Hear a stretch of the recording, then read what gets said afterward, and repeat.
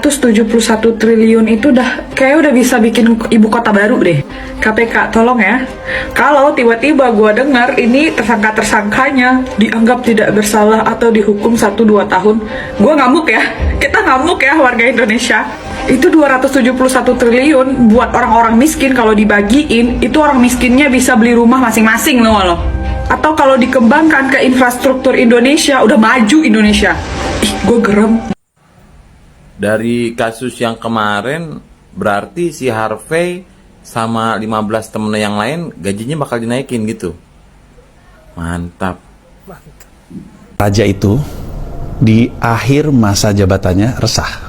Karena dia tahu orang-orang terdekatnya yang selama ini dapat akses lagi resah. Ada yang dikasih akses terhadap keamanan, ada yang dikasih akses terhadap pertambangan, ada yang dikasih akses terhadap perdagangan, ada yang dikasih akses terhadap kesehatan. Mereka senang mendapatkan akses terhadap beberapa area ini, sehingga mereka bertanya-tanya, saya ingin terus mendapatkan akses ini, apa yang saya mesti lakuin? Raja ini mau selesai. Sehingga orang-orang ini meninggalkan sang raja untuk mendukung orang lain, supaya ketika orang lain itu menjabat, dia bisa terus mendapatkan akses yang selama ini dia dapatkan. Raja cemas. Raja nggak ingin ditinggalkan. Raja juga punya kepentingan. Jadi Raja bilang, tenang, nggak usah gusar, nggak usah pindah-pindah kemana-mana, nggak usah, di sini aja. Anak saya yang nerusin. Anak saya yang nerusin, dan anak saya akan memastikan bahwa bapak-bapak, ibu-ibu sekalian akan tetap mendapatkan akses terhadap apa yang bapak ibu selama ini kuasai.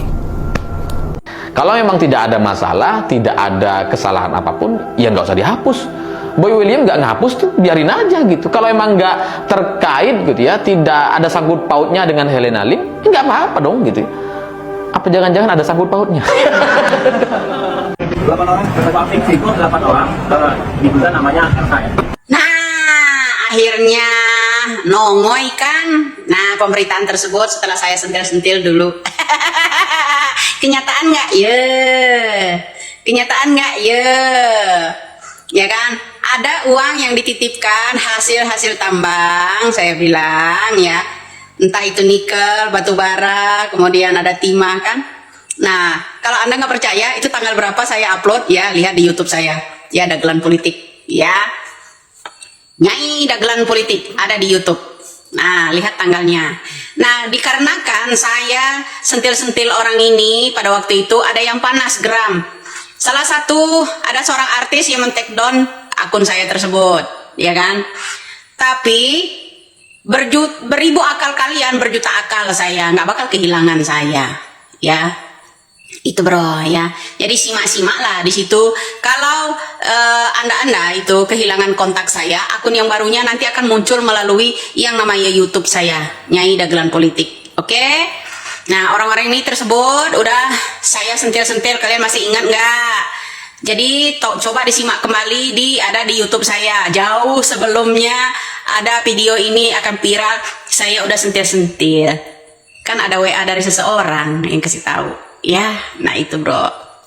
Nah, kemudian kata saya agar tidak ketahuan korupsi saya ini ya.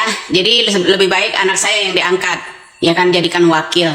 Kalau untuk jadi presiden ya nggak mungkin, ya kan, nah, seperti itu bro.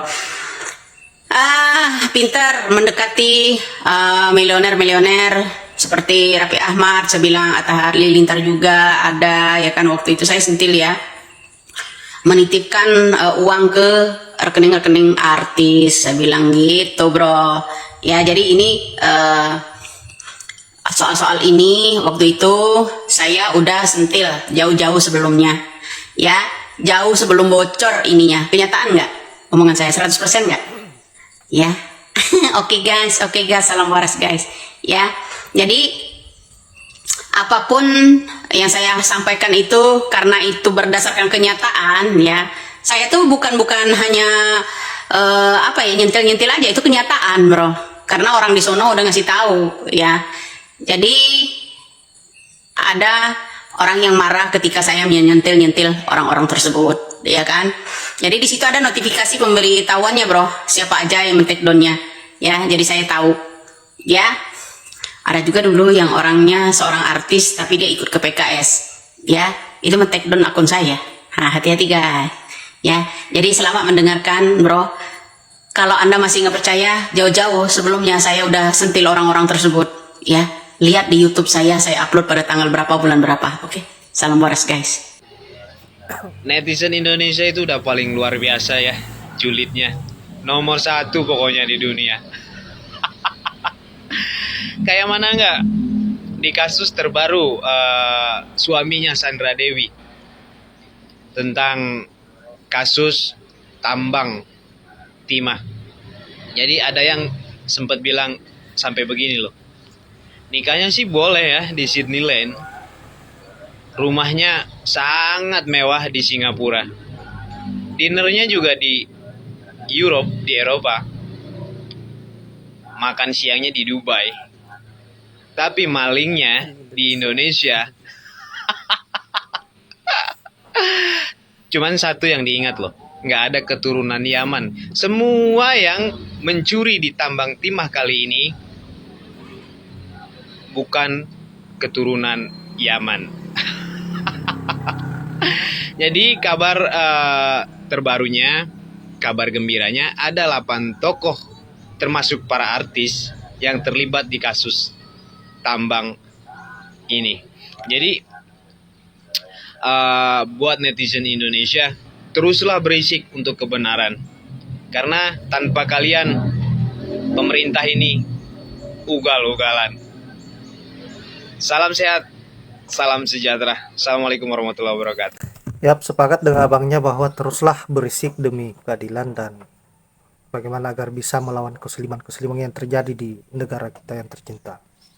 Terkait dengan kasus korupsi yang terjadi di negara kita yang sebanyak 271 triliun ini, ada 8 artis yang terkait. Salah satunya adalah Raffi Ahmad, Atta Halilintar, Stephen William, dan saya juga melihat berita bahwa Gus Miftah juga ikut terkait dengan kasus ini.